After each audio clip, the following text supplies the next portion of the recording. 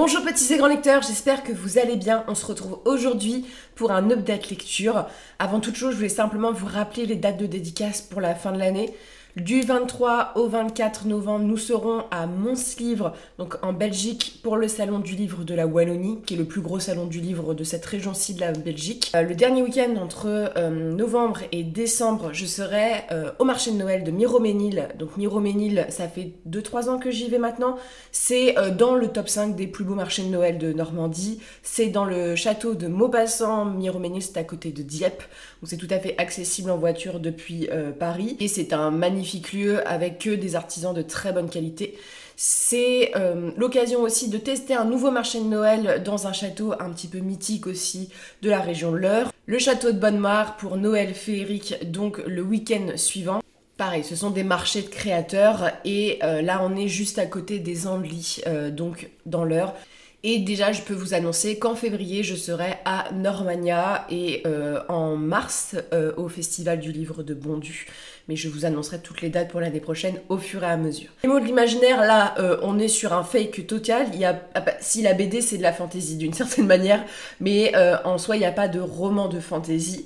Il y a un essai et il y a de la cozy mystery. On va commencer par la fantasy, hein, je ne veux pas trop vous déstabiliser non plus. Hein. C'est un texte qui m'a été envoyé par les Humanoïdes Associés. C'est un regroupement de textes qu'ils ont déjà publiés et que j'avais bien aimé, un des textes qu'ils m'avaient envoyé, et j'avais même fait une campagne publicitaire pour eux. C'est Elé. Vous savez, j'avais parlé de Fée des 60s. C'est donc de tous ces auteurs-ci, parce que il y a 4 histoires, et ces 4 histoires sont dessinées et écrites par des personnes différentes. Le tout dans un univers de faerie dans les années 70-60. Dans la première histoire, on suit une jeune journaliste adoptée qui enquête sur le meurtre de fées, parce que quand les fées ont commencé à apparaître, elles sont considérées comme des êtres tout à fait inacceptables dans la société par certaines couches de la société.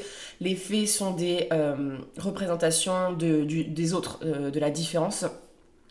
Sauf qu'elle va vite se rendre compte qu'elle-même en est une et qu'elle a été blessée en étant enfant pour cacher, on va dire, sa différence. Dans le texte suivant, on suit une jeune fée qui vit dans le monde des fées pour elle et qui va passer dans le monde des humains pour devenir une star de la chanson, parce qu'il faut savoir que les fées ont un grand intérêt pour la musique et qu'elles ont vu les humains et qu'elles ont un petit peu envie de vivre un peu comme eux. Et malheureusement pour elle, sur son chemin, elle va faire la rencontre de tueurs en série. La troisième narration, c'est Fée des 60s, d'une jeune photographe qui va faire la rencontre d'une fée, et dans une période où il y a pas mal d'enlèvements. Et la dernière, on est sur un point de vue masculin cette fois-ci, avec un homme qui est un homme indien, qui est policier et envoyé dans une bourgade à la suite d'un meurtre. Voilà, c'est toujours un peu policier. Et le tout forme cette histoire de Ellie. C'est un texte que j'ai beaucoup aimé. Alors déjà, parce que moi j'aime bien les partis pris où on représente des auteurs et des illustrateurs différents. Le thème de la faerie, ça me plaît. Et la manière dont c'est abordé ici, je trouve ça pertinent, surtout dans la période où ça a été choisi. Parce que déjà, si t'aimes les années 70, on retrouve beaucoup de thèmes inhérents à cette époque-ci. Les fées sont vues comme une soudaine vague d'immigration dans un pays qui réagit par souvent la violence. Donc ça se passe aux États-Unis la plupart du temps. Et on va comparer, tu vois, dans le premier texte, le décès de la fée, on dit de toute manière, c'est pas... on s'en préoccupe de la même manière que les homosexuels, par exemple. C'est assez pertinent la façon dont ça traite du sujet, parce que ça parle de la violence sans être trop violent, parce que ça s'identifie à quelque chose qui n'existe pas.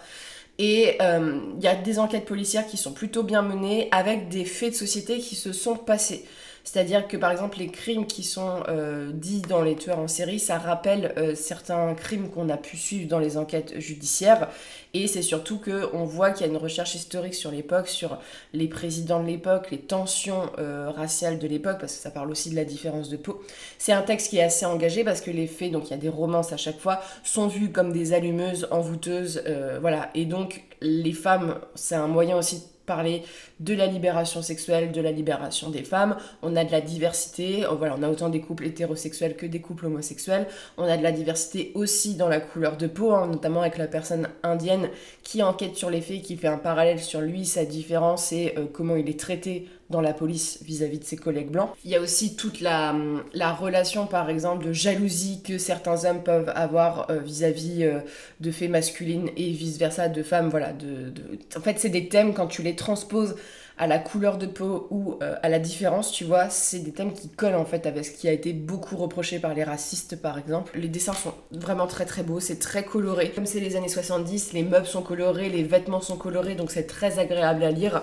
Même s'il y a de la violence, ça reste pas trop sanglant. C'est des textes qui parlent de l'acceptation, c'est des textes qui, pour leur enquête, je trouve, sont assez pertinentes et qui ne sont pas non plus tout doux. C'est-à-dire qu'il y a de la violence, il y a des morts, il y a des thèmes, de la maltraitance. En fait, il y a tellement de thèmes qui sont abordés par le prisme de la fée qui est vraiment, en fait, la fée est la représentation de tout ce que l'on n'estime pas. Tu vois, dans le dernier texte, on a même de l'exploitation humaine qui sont complètement comparées quasiment à des animaux.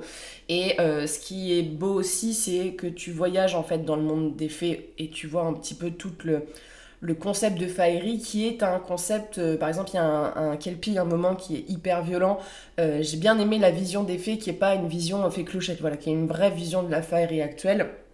Et c'est des textes qui vont te prendre au cœur, qui vont parfois te faire rire aussi, mais qui sont très criants sur la société. Et quand tu remets en contexte par rapport avec aujourd'hui, tu vois qu'il y a quand même des questions qui datent des années 70, qui sont totalement pas réglées à ce jour, et c'est un texte que je recommande vraiment à tous de lire, sachant que c'est une proposition éditoriale assez intéressante avec cette diversité d'illustrateurs et d'auteurs, et chaque texte a une thématique importante, et chaque texte, je trouve, apporte un éclairage sur le fait que si un jour ça nous arrive qu'il y ait une forme d'intelligence comparable aux hommes, parce que les filles en plus ressemblent, sont très humanoïdes, comment on va réagir, sachant qu'on a déjà des biais très problématiques sur la différence de l'autre.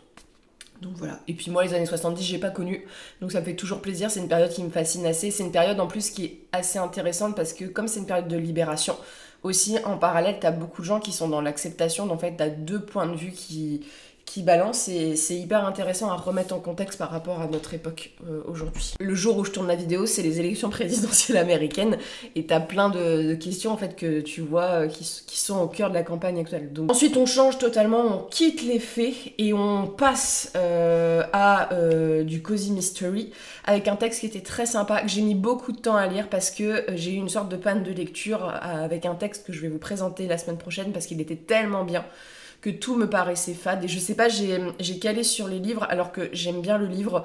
L'enquête est pas folle, voilà. Je pense que c'est plus l'enquête où c'était pas très palpitant. Par contre, j'aime bien l'univers et que j'ai trouvé le texte pas trop problématique par rapport à d'autres textes de cozy mystery qui ont un peu vieilli. C'est Succès mortel, donc Le chat du bibliothécaire de Miranda James. Enfin, Miranda James, c'est un auteur, voilà, c'est un homme qui écrit sous le nom de plume d'une femme, ce qui est assez rare, parce que le cozy mystery est un genre plutôt estampillé féminin, et c'est surtout un genre où il y a souvent de la romance, ce qui n'est pas le cas ici. Et c'est ce que j'ai trouvé d'intéressant, c'est que c'est un point de vue de la cozy mystery un petit peu différent.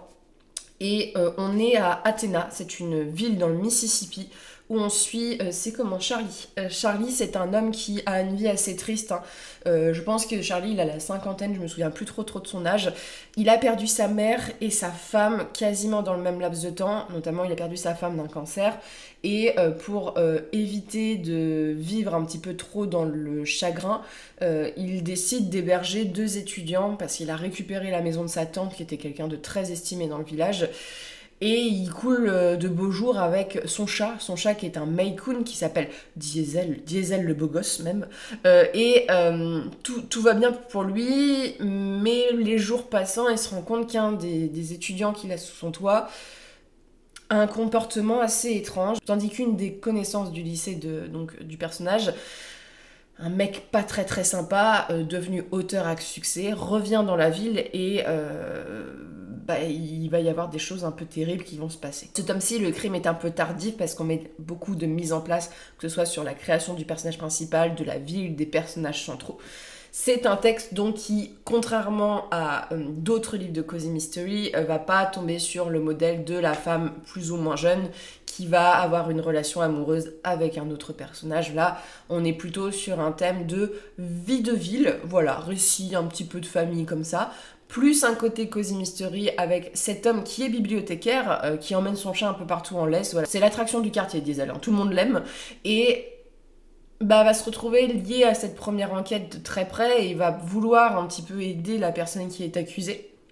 Et donc il va se prêter au jeu et lui en fait il connaît les gens sur place. La policière en charge d'enquêter c'est la fille d'une de ses amies les plus proches, mais quelqu'un qui du fait de sa couleur de peau veut essayer vraiment de marquer les esprits parce qu'on est dans une ville où il n'y a jamais une personne noire qui a un poste très important, donc ça parle un peu du racisme et tout.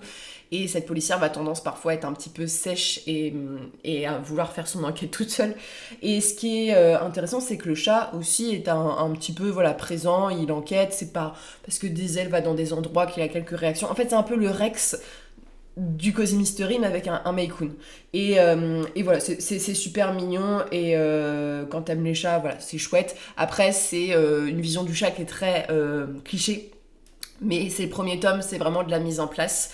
Le crime, il y a quelques petits rebondissements, voilà, la fin est pas forcément prévisible, mais je trouve que l'enquête, elle vient que dans un second temps. Ici, là, on est vraiment sur de la création de personnages, on est vraiment sur la création d'attachement, sur le milieu du livre. On parle beaucoup du milieu du livre, que ce soit sur l'édition, les petits auteurs, parce qu'il faut bien se rendre compte qu'en France, l'édition française et l'édition américaine sont quand même assez différentes, parce que les États-Unis sont beaucoup plus grands.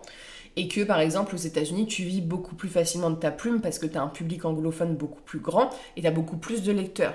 Ce qui fait que tu peux avoir des lecteurs tu peux avoir des auteurs qui gagnent bien leur vie en étant connus que dans leur état, tu vois. Alors que chez nous ça serait impossible qu'un auteur régional vive de sa plume.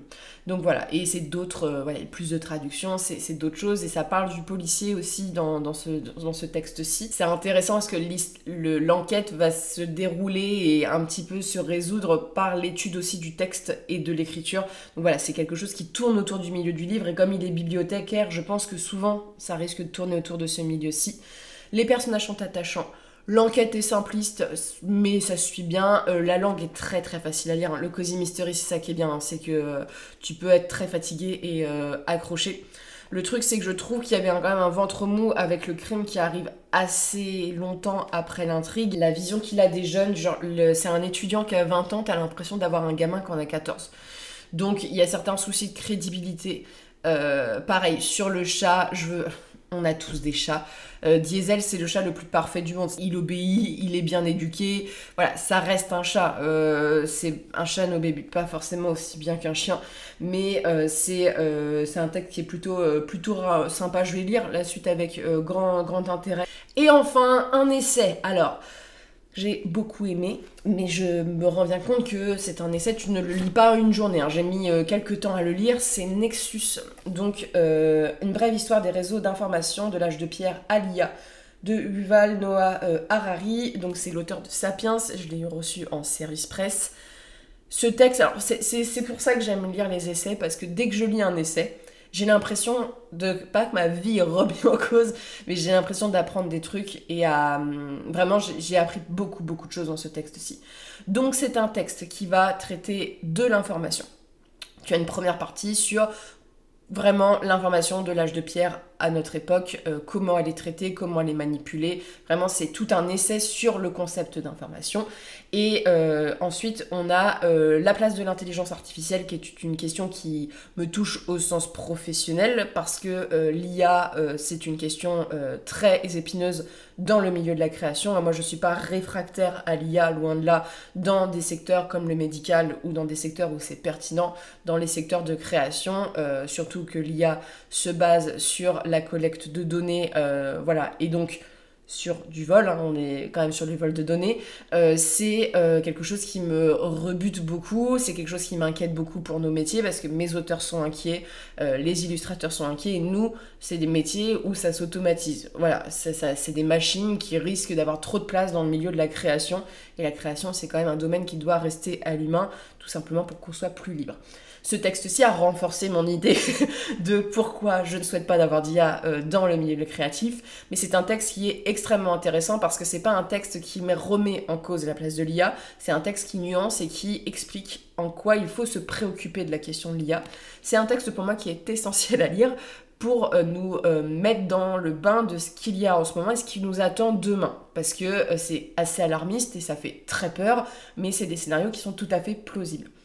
Alors la première partie, j'étais très convaincue par l'information parce que c'est construit donc sous forme de chapitres Donc, tu as une première partie sur le réseau humain, qu'est-ce que l'information, histoire, connexion illimitée, donc le pouvoir des histoires, notamment que le premier relais d'information, c'était les religions et les histoires et les mythes. Après, on a tout un truc sur la bureaucratie qui est fondateur de nos sociétés en tant que société, le concept d'infaillibilité de l'information et en quoi les informations sont souvent erronées et ce que ça a comme implication.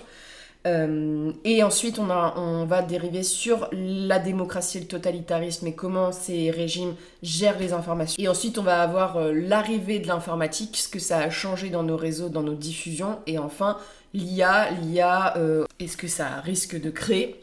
C'est un texte qui est hyper intéressant. C'est pas difficile à lire avec des mots complexes et tout. Hein. Ça reste un essai qui est accessible. Hein. C'est des essais grand public. Mais c'est assez dense. C'est assez riche. Il y a beaucoup d'exemples. C'est un texte qui fait 500, un peu plus de 550 pages avec les notes. On est sur, je pense, 400 et des bananes pages. Ouais. On est sur 470 pages de pur essai.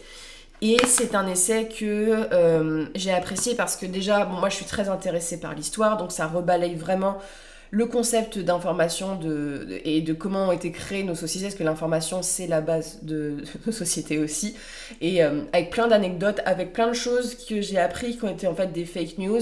Je vous prends l'histoire du pigeon, parce qu'il y a un pigeon pendant la Première Guerre mondiale qui a été très très salué parce qu'il aurait sauvé un groupe de soldats. C'est une histoire fabriquée par les Américains pour donner un côté très nationaliste. En fait, ça démontre beaucoup de choses comme ceci. Il y a un chapitre extrêmement intéressant sur les mythes, les histoires et les religions. Comment les religions étaient un réseau d'informations et ont été écrites par les hommes pour relayer des dictats de société. Voilà. Vous voyez donc que c'est un texte qui est totalement athée, c'est un texte qui se veut le plus scientifique possible, et donc je pense sincèrement que ça peut brusquer certaines personnes qui ont des croyances et ce genre de choses. C'est un texte scientifique, donc c'est sûr que science et religion, ça va pas forcément ensemble. J'ai trouvé ça hyper pertinent parce qu'il ne s'attarde pas sur une religion en particulier, mais sur toutes les religions. Je pense que l'auteur est israélien parce qu'il parle beaucoup d'Israël dans le texte, avec l'histoire d'Israël pour ceci, en remettant en cause aussi beaucoup de choses qui se passent aujourd'hui sur le pourquoi du comment on est arrivé à ces situations-ci. On parle du conflit israélo-palestinien dans le texte et l'auteur ne prend pas parti, bien sûr, dans ceci. Il montre en quoi les régimes, notamment comme Netanyahou, ont manipulé l'information et ont créé ce genre de choses.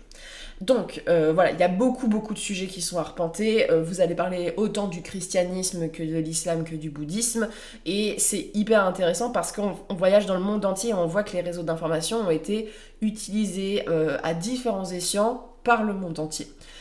Ensuite, on a tout le concept de démocratie et de totalitarisme, de voir comment les grands régimes totalitaires, l'URSS, voilà, le régime stalinien et ce genre de choses ont utilisé l'information. Le régime allemand du petit moustachu a aussi géré les choses au niveau information et comment manipule les peuples, voilà, parce qu'on parle aussi de manipulation. Donc c'est extrêmement riche, extrêmement diversifié. Moi j'ai aimé qu'on va autant parler d'histoires qui se passent en Europe, en Asie, en Amérique, en Amérique du Nord, en Amérique du Sud. Vraiment c'est très diversifié, c'est ce qui en fait la richesse. Et de voir aussi des exemples qui sont pas forcément les exemples qu'on voit le plus de notre point de vue européen. Donc voilà, c'est hyper intéressant. Et la deuxième partie va plutôt parler du conflit avec l'IA, du moins de l'arrivée de l'IA et ce que ça change, comme quoi l'IA, ça fait quelques années que c'est présent, et que l'IA a déjà eu des implications dans des conflits, et j'en avais aucune idée que l'IA avait déjà créé des guerres. Donc les possibilités qu'il y a, et comment on va utiliser l'IA, et comment on est en train d'utiliser l'IA, et on va pas dire que ça fait pas peur. Sincèrement, on va pas dire qu'on arrive sur des scénarios qui font extrêmement peur. C'est pour ça que c'est un texte que je trouve intéressant à lire, parce qu'au moins on est renseigné, et au moins c'est un texte, en fait je trouve que tu te fais moins manipuler par beaucoup de choses, beaucoup de systèmes quand t'es au courant de comment on te manipule, parce que bon, l'IA c'est tout nouveau pour la plupart des gens, mais on prend l'exemple par exemple d'un conflit qu'il y a eu en Afrique, qui a été instauré en partie par l'intelligence artificielle utilisée par Facebook à l'époque, je crois que c'est dans les années 2000-2010, du fait il y a beaucoup de propagandes qui ont été diffusées. On parle des fake news, et on est dans le cœur du sujet, hein, les élections c'est aujourd'hui, américaines, on est sur de la fake news, sur des IA qui sont utilisées pour transmettre des fausses informations et ce genre de choses. On est dans le cœur de ça. Et ce qui est très très alarmant, c'est en quoi l'IA, la technologie, donnée même à un gouvernement démocratique, peut vite basculer dans un gouvernement totalement totalitariste. Et voilà. Et en même temps, c'est pas un truc du genre, regardez, il faut vraiment détruire l'IA.